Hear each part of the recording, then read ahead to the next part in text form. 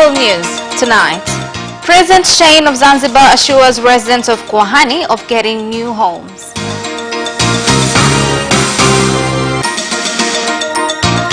Court dismisses injunction application to stop removal of Dar es Salaam mayor.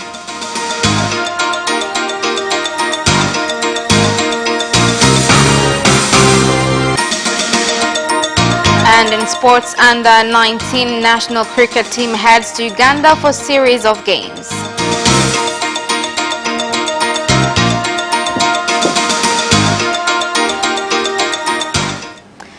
Good evening, this is Capital News at 9:30. My name is Khadija Zimbwe. First, the national news. President of Zanzibar and Chairman of the Revolutionary Council, Dr. Ali Mohammed Shein, has assured residents whose houses were demolished to pave way for construction of the new town of Kwahani that they will be given new houses with ownership certificates.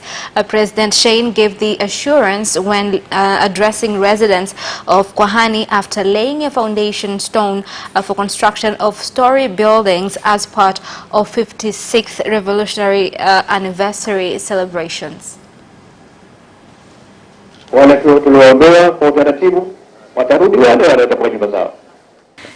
who are removed will be brought back and they will be given houses. We know who they are. We removed them respectively and enabled them to go and rent somewhere else. Others had an option to stay with their relatives. But once construction is complete, they will be brought back. There are some who have confidence in their government, but there are others who are doubtful if this will actually happen. The construction will include 70 residential flats and commercial outlets. This will be in 3 locations, whereby Block A and B will be similar, and Block C will have 1 building with 14 residential flats. In the Afro-Shirazi Party Manifesto of 1963, this was pledged. Kisutu Resident Magistrate Court has dismissed an injunction application logged by Dar es Salaam City Council from removing him from his position as mayor, giving hard decision on the application. Principal Resident Magistrate Janet Ntega said the plaintiff has failed to provide strong arguments on why he should continue to remain as mayor of Dar es Salaam. On his part, despite accepting the court's decision on his removal, Isaiah Muita said the councillors meeting to oust him yesterday was violated procedures.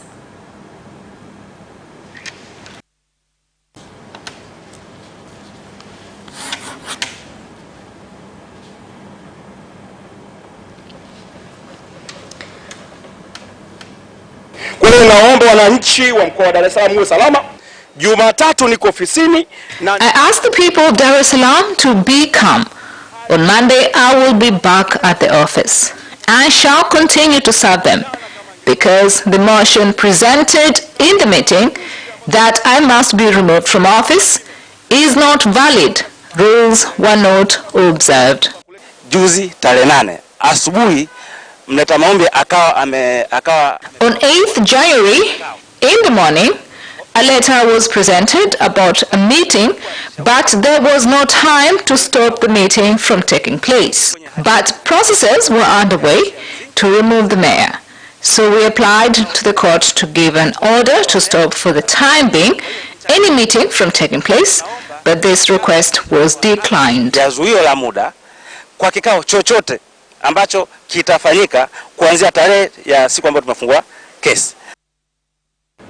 Heavy rain in various parts of Ruvuma region have caused floods on the bridge over Luhila River in Songea town, causing Songea Tunduru Road to Dar es Salaam became impassable for more than 4 hours. Ruvuma Region Commissioner Christine Mdeme has warned residents in the area against crossing bridges and roads which have become flooded with rainwater. Ukiangalia vizuri daraja liko chini. The bridge is low and water is coming from raised areas. We advise the government to construct a high bridge which will stop the overflow. Mamlaka husika kweli tunaiomba angalau wangefanya utaratibu wa kuinua kidogo hii daraja. What has happened today is depressing. However, we are thankful that this happened during the day. Mvua inaponyesha kubwa ambayo inapelekea madaraja kufunikwa na maji, tusilazimishe kupita. Road users shouldn't force to cross over because it isn't safe. We must have some patience for the water to subside. Inakuwa wakati njiani inapita, kwa mfano katika bonde la Uhila. The mobile court has heard more than 100 cases, which include those on environment pollution in residential areas. This was revealed at Biafra grounds in Kinondoni, Dar es Salaam, where a mobile court was held with the coordinator of mobile courts, Magistrate Moses Ndelwa, saying the service has greatly contributed to reduce backlog of cases.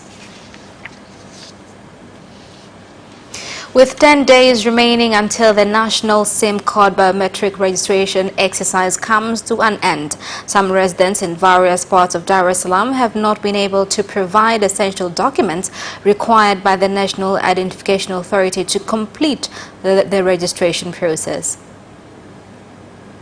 Zoezi linakwenda vizuri kwa kweli, na kwa upande hasa there are a lot of complaints brought about by most Tanzanians not taking such issues seriously, which caused a lot of delays and everyone turning up to register at once. They are doing their best. There is a very nice young man who called all senior citizens to come to the front of the queue, which is very helpful. My call to the general public is they must keep coming to register. We are ready to serve them. However, we've experienced some challenges, including fingerprint machine failing to read fingerprint, which is network related.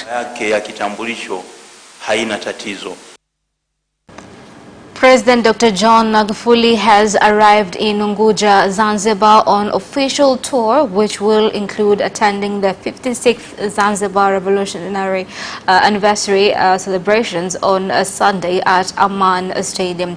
At Zanzibar International Airport, President Dr. John Magufuli was received by the second Vice President, Ambassador Saif Ali Idi, as well as other government and party leaders. Upon his arrival, President Magufuli laid a foundation stone for construction of a Zanzibar National Security Building. Tomorrow, the President is expected to lay a foundation stone for construction of Mwanakwerekwe Secondary and the 5-star hotel Verde Azam Luxury and Spa at Mtoni area.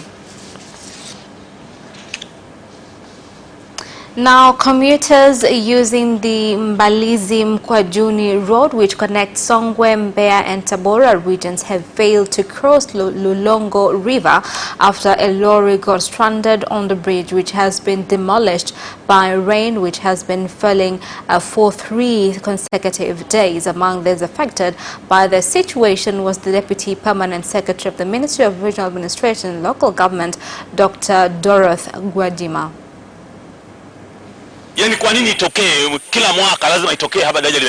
Why must this happen every year?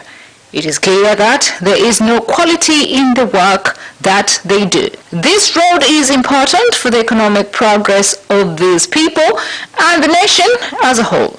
There are a lot of investment centers such as gold mines. I'm confident that the 5th phase government is able to resolve this issue.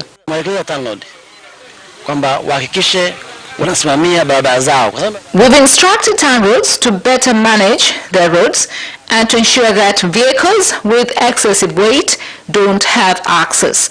The government is spending a lot of money. Inspection must be carried out within 14 days, despite of the way things stand. We don't expect service nor to have commenced by the 28th of February. Kwa majengo haya yaliyofikiwa na kwa utaratibu tuliojiwekea kwamba ndani ya siku 14 hapa audit imeshakamilika.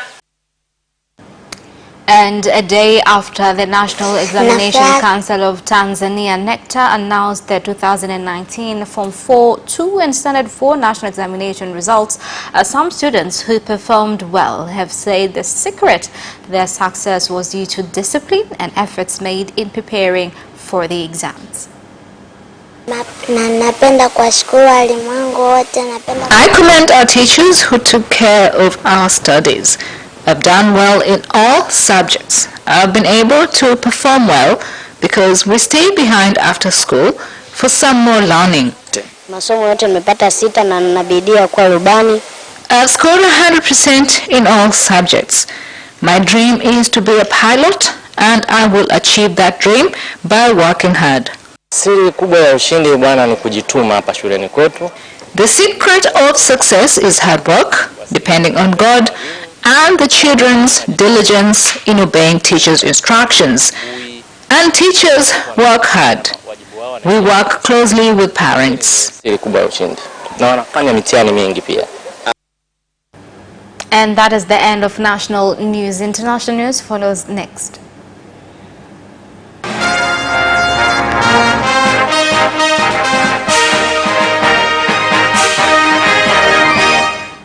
And in international news, Kenya is facing the threat of a food shortage due to locust invasion, which has affected 6 counties of Madeira, Wajir, Marsabit, Garissa, Isiolo and Samburu. The government of Kenya has said that it has in place a strategy aimed at destroying the pest within the next 2 weeks. We have managed to spray several large swarms of locusts and are currently tracking others with the trained officers in the counties of Madeira, Wajir, Marsabit. Today, the government has deployed a second air spray aircraft to Isiolo to reinforce the operations. Further, we have intensified monitoring through chiefs, elders, county commissioners, and community members by asking that they locate and report sighting of any locust swarms at their resting habitats. It is important for all of us to know that the most effective way to attack these locusts is when they are resting and not when they are on the move. This way, whole swarms can be attacked early mornings as they rest. More than 100 families affected by floods at Mwinterekwa in northern Bujumbura have been given temporary shelter after their homes were destroyed. The families have been given shelter at Mwinterekwa Primary School since December 22nd last year. We commend the government for giving us shelter. Although there are some poor drainage systems in this area, if something will not be done early, then some of us will be in trouble again. We are looking forward to support 84 families who are flood victims by renting houses for them at least for 3 months, and then they will continue taking care of the bills for themselves later on. Human rights activists and politicians from the opposition in Uganda have said they have collected more than 2 million signatures for a petition against President Yoweri Museveni they plan to take to the International Criminal Court (ICC) on alleged human rights abuse and violations. Despite challenges on the ground, we have managed to collect needed signatures, and what is happening right now is to prepare evidence that we have gathered, although some of our colleagues are still in detention. Residents and authorities from Rubavu in western Rwanda have discovered a mass grave with about 28 bodies buried inside. Acting mayor of the town, Ishinwe Pacifique, has said among the bodies discovered in the grave include those of 4 children and 24 adults. Kugeza kuri uyu munota habonetse imibiri 28. So far, 28 bodies have been recovered, where 4 among the bodies were children. The bodies are of those who were killed during the genocide in 1994. It is sad to continue discovering bodies of those killed 26 years ago. We used to call on people to give information of whereabouts of mass graves so that these people could get proper burials.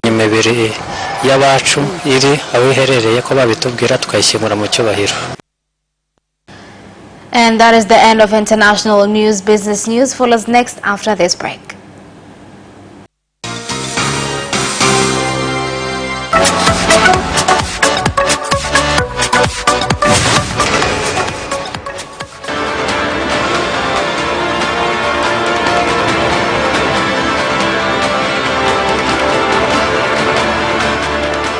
Watch Business Edition as we talk to business leaders and experts in sectors that are transforming Tanzania's economy. We believe that the driver is the customer. To change the mindset of traditional HR to the digitalization.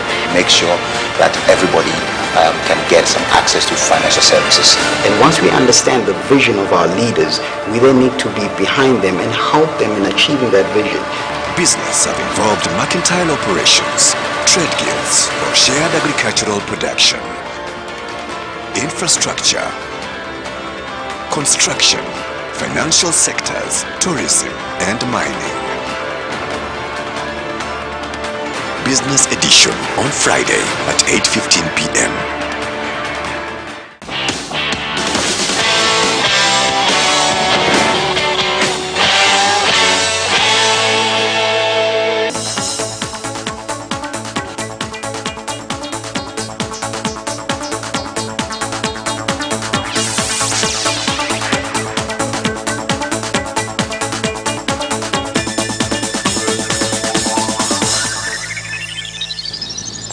Welcome back, and in business news tonight. Since the commencement of the government electronic gateway system GPS, the government has succeeded to control misuse of public funds and increase efficiency in revenue collection. This was said in Dodoma by the Permanent Secretary in the Ministry of Finance and Planning. Pata taarifa sahihi na kwa wakati zinazohusu makusanyo. Right information of revenues collected must be handed over on time. There must be relative standard of collection of public revenues. Sensitization of creativity in means of collecting government revenues by creating friendly environment for revenues collection. We used to have 300 institutions, but right now we are talking about 620 institutions. GPG has been working 24 hours because of the nature of business. Raspberry producers in Moshi have said their biggest market is Europe due to a lack of domestic market despite getting a good harvest of the fruit in the district. Export to the European market. Our fruits are exported to European markets, although this is a new product, meaning that its production is still minimal. That is why it is difficult to reach out to our local markets. However, we're wishing for Tanzanian communities to start farming these fruits, although we have a local customer who is selling the products to supermarkets. The investment done has created employment to youth in Moshi town. Imagine these activities were done in villages. Then many people could have benefited.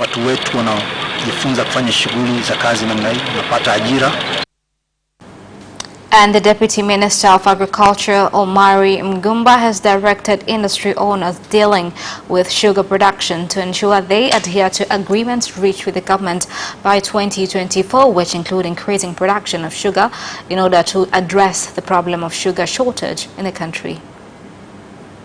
Nichukue nafasi hii kuwapongeza sana Kagera Sugar. I would like to congratulate Kagera Sugar on their adherence to government's agreement of ending sugar crisis in the country. I assure you that the government will not change the procedure of reducing importation of sugar in the country. Will never end. so that we could empower our own sugar factories. We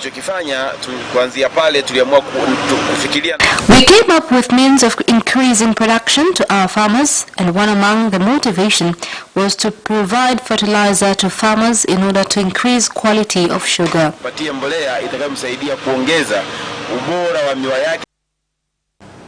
And that is the end of business news. Sports news follows shortly after this break. We'll be right back. Away first time, good start from Bolt. Bolt leading a moment of going away. Gay trying to go with him, and he's going to be dragged through to second place, but he's going to win it by 2 meters. Away first time, good start from Bolt. Bolt leading a moment of going away.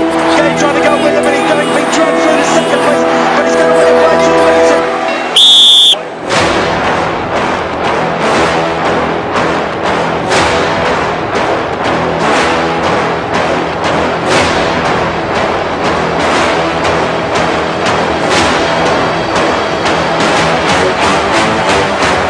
Opposition, Joaquinho, he did lose to Lynn.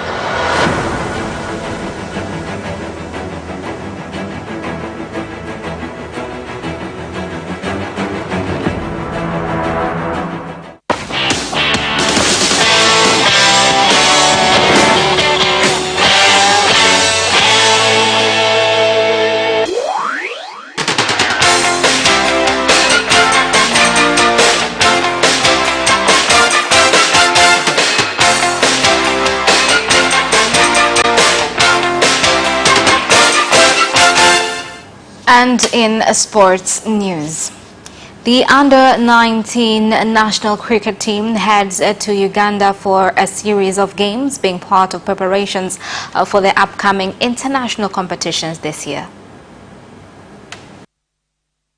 To advertise all the time cricket game, that will bring more effort to the spectators. And we know we have planned for this year, like introducing so many cups and so many, also for the looking for the sponsors. There are a lot of sponsors are available.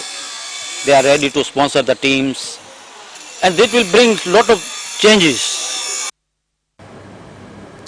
Zone 5 beach volleyball competition has proceeded at the Mbalamwezi Beach Club in Dar es Salaam with a stiff competition in every game. It was nice playing against Tanzania. They were good players. They had the basics, the techniques, and yeah, they loved the game. We also love it, but we had to pull all the basics so that we can put it at the next level. The winner takes it all. Hard luck. We shall fight hard. Every team comes with new players, so you do much effort, you play hard, you take it all. Harry Kane will undergo surgery to repair the damage to his hamstring and has been ruled out by Tottenham until April. Here are more details. The striker, who was hurt in the 1-0 defeat at Southampton on New Year's Day, had been left to expect the worst after scans last Friday revealed a serious tear. He knew that he would not be back until March at the earliest. The reality has proved to be even more shocking, a setback to cast a shadow over Tottenham's season, and in terms of England team, far from ideal in the countdown to Euro 2020. Tottenham announced on Thursday that Kane had suffered a ruptured tendon in the hamstring, and after further reviews had been advised that an operation was the best course of action.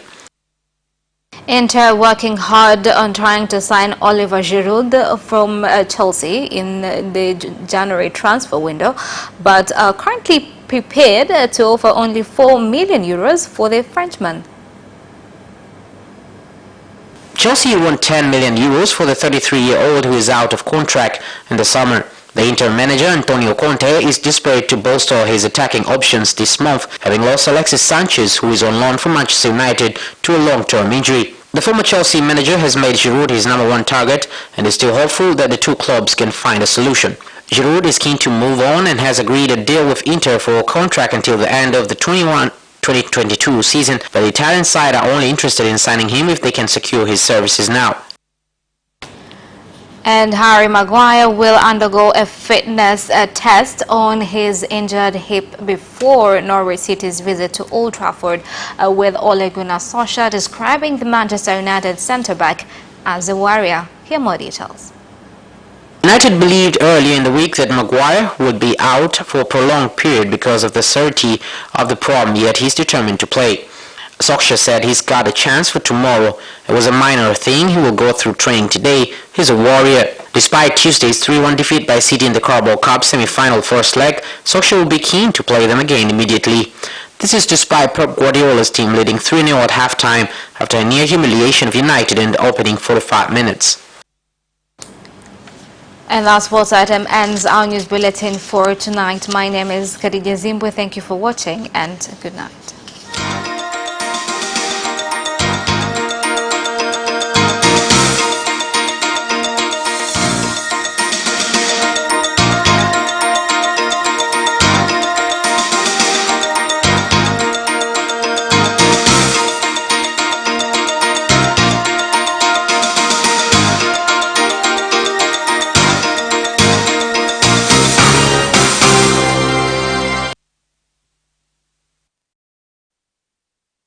You can watch Capital News live on our social media accounts, YouTube Capital TV and Facebook Capital Television Tanzania from Monday to Friday at 9:30 p.m. Don't forget to subscribe and put notification on.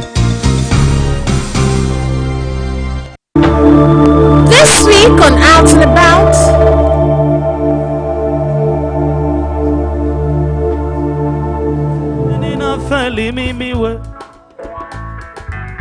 Sio kama mbumbumbu mimi we, kila siku nina